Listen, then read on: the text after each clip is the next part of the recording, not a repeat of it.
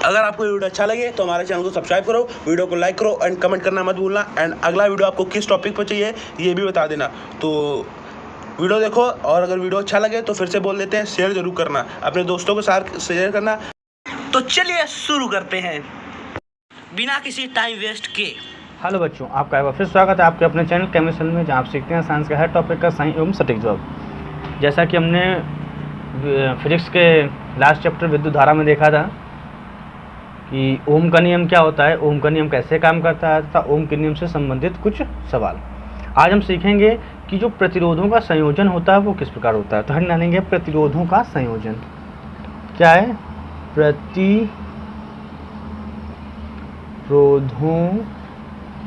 का संयोजन अर्थात जो प्रतिरोध होते हैं उनको जोड़ते कैसे हैं। तो अब जानेंगे प्रतिरोधों का संयोजन कैसे करते हैं, आइए जानते हैं। तो जो प्रतिरोधों का संयोजन होता है वो प्रायः दो प्रकार का होता है, ठीक, या हम कह सकते हैं निम्न प्रकार से कर सकते हैं। तो जो हमारे हाई स्कूल में है वो हम प्रायः दो प्रकार से करते हैं, या हम कह लीजिए ठीक दो प्रकार से या निम्न प्रकार से। निम्न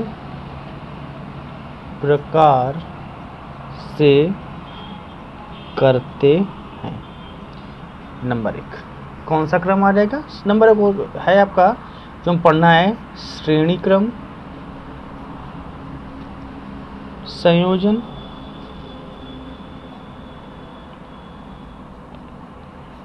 दूसरा आपका है समांतर क्रम संयोजन। कौन सा भैया? समांतर क्रम संयोजन।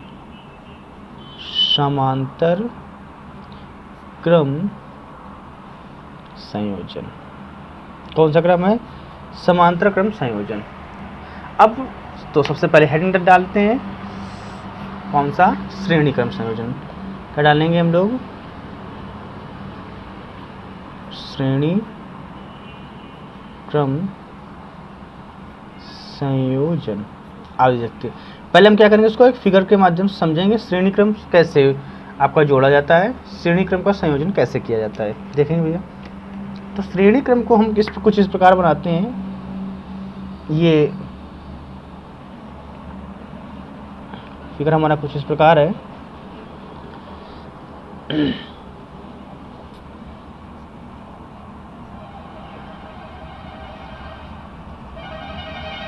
ठीक भाई, आपने इसको देखा तो आप इसको हम क्या करते हैं, एक बैटरी के माध्यम से इसको हम जोड़ देते हैं तथा यहाँ पे क्या लगा देते हैं, एक कुंजी लगा देते हैं। क्या लगा देते हैं? कुंजी लगा देते हैं। अब इस में जो बैटरी यूज हुई है, बैटरी प्रयोग हुई वो V वोल्ट की है, और ये आपका क्या है? कुंजी, या इसको बटन भी बोलते हैं। क्या बोलते हैं? बटन भी बोलते हैं। ठीक, अब हम इन जो प्रतिरोधों को हमने लिया है तो इसको हम मान लेते हैं R1, इसको R2 प्लस इसको R3। तो ये जो यहाँ पे जुड़े हुए हैं, क्योंकि ये प्रतिरोध किसी ना किसी जुड़े होंगे, तो वो हम इसको बिंदु मान लेते हैं A, B व C, और ये जो यहाँ पे जुड़ा हुआ इसको D मान लेते हैं। ठीक, तो अब इसमें हम जैसा कि हम देख रहे हैं कि इसमें तीन प्रतिरोध हैं, तो लिखेंगे हम लोग,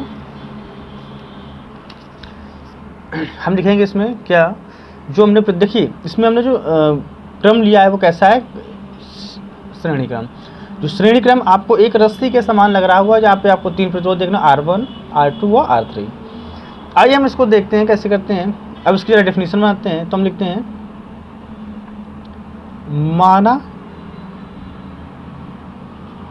माना तीन प्रतिरोध R1, R2 व R3 है। क्लियर? जो श्रेणी क्रम में क्या हुआ है? जुड़े हुए हैं या संयोजित है। जो श्रेणी क्रम में संयोजित, श्रेणी क्रम में संयोजित हैं। क्या है? किस क्रम में संयोजित है? श्रेणी क्रम। जिनके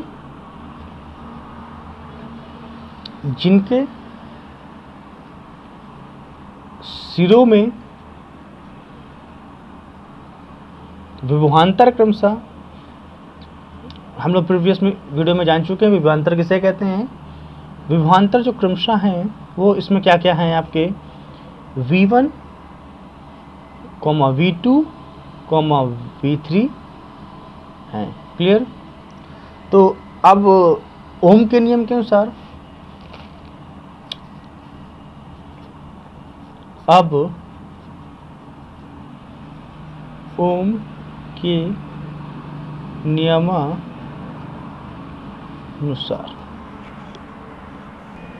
क्या हो जाएगा आपका V1 is equal to IR1, V2 is equal to IR2, V3 बराबर IR3।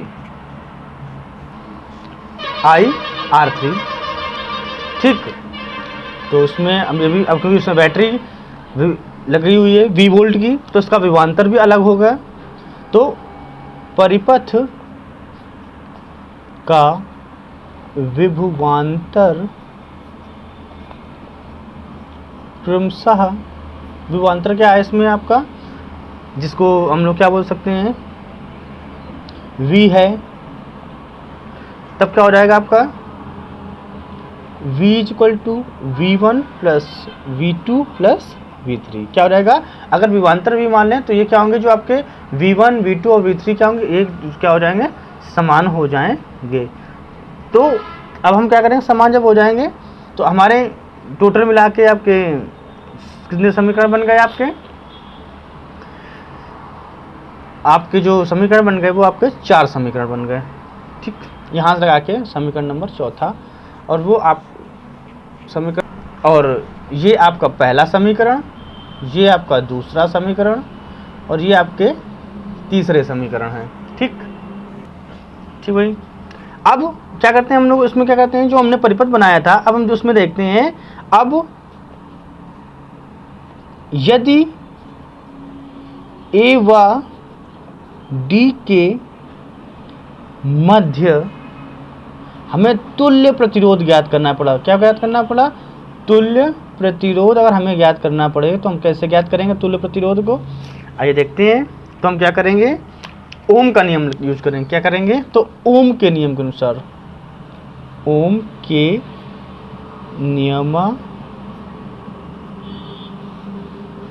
नियमानुसार। ठीक भाई। अब ओम का नियम क्या कहता है, क्या था हमारा, V is equal to I R. क्या होता है, V is equal to I R. इसको हम लोग 5वां समीकरण मांग लेंगे। अब क्या करेंगे, जो समीकरण 5 में है, समीकरण 5 में हम क्या करेंगे, समीकरण 4 का मान रखेंगे। तो समीकरण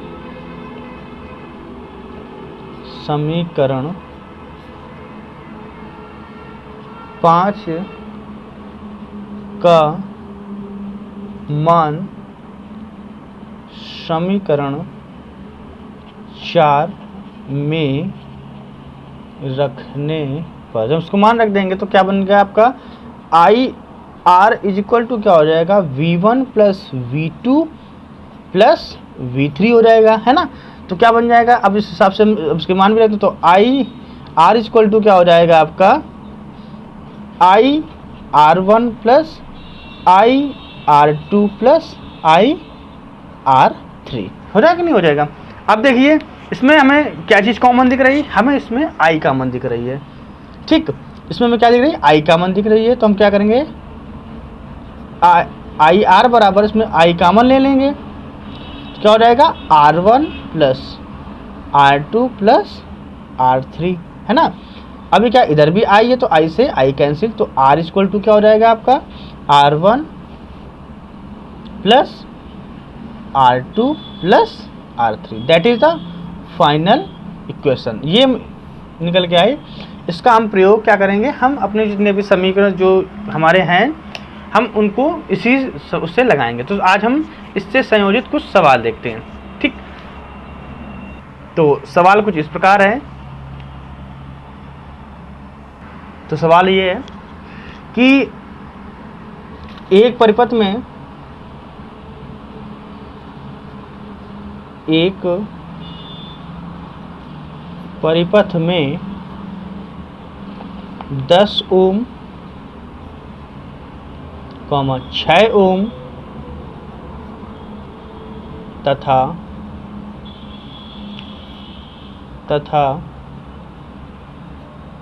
4 ओम के 3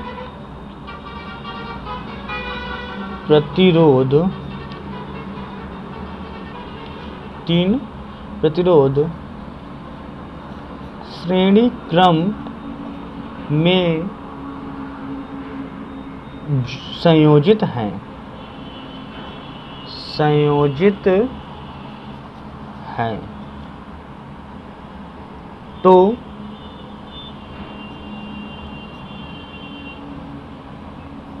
परिपथ का संपूर्ण प्रतिरोध क्या होगा।